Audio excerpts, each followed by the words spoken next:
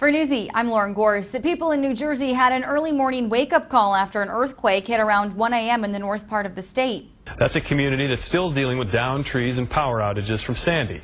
Geophysicists say that some people reported hearing a loud boom. That quake was 3 miles below ground. The 2.0 quake rattled parts of Passaic and Bergen counties around 1 o'clock this morning. It was centered in the Ringwood area. There are no reports, though, of any damage or injuries. CNN notes earthquakes occur much less frequently on the East Coast than out west, but the impact can be more significant. The agency logged 11 responses from people who said they felt the quake across 7 zip codes in New York and New Jersey. Quakes in the eastern U.S., even small ones like this, are typically felt over a larger area than quakes in the western part of the country. New Jersey is still struggling with the destructive aftermath of Hurricane Sandy. The Global Post explains this earthquake comes during an exceptionally rough time. The earthquake shook the area shortly after the National Weather Service predicted that another storm will soon hit the areas already stricken by Sandy. A nor'easter is expected to strike the area by Wednesday and could include gusts of wind up to 55 miles per hour.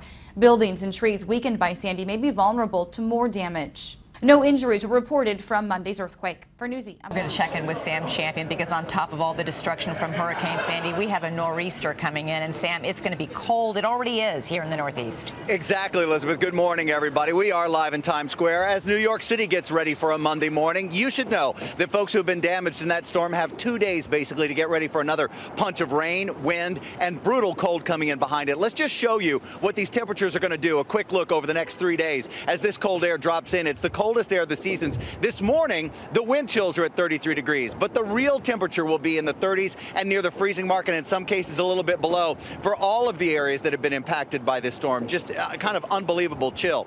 And then we've got this developing low on Tuesday. This low comes out of the country, gets to that Carolina coast, starts to swirl around a little bit, gains some strength, and then as your garden variety nor'easter bringing 25 to 35 mile per hour steady winds, gusts of 50 plus, 1 to 3 inches of rain along the coastline, probably 3 to 4 inches of rain in that Boston, Cape Cod area, and look at the inland snow. So these folks without power because of the trees down will have probably more trees down in this wind, and what would normally protect you on the coastline are those really high dunes and berms. Well, none of that's really there, so we expect there will be some coastal flooding in those areas that have already seen Sandy move by.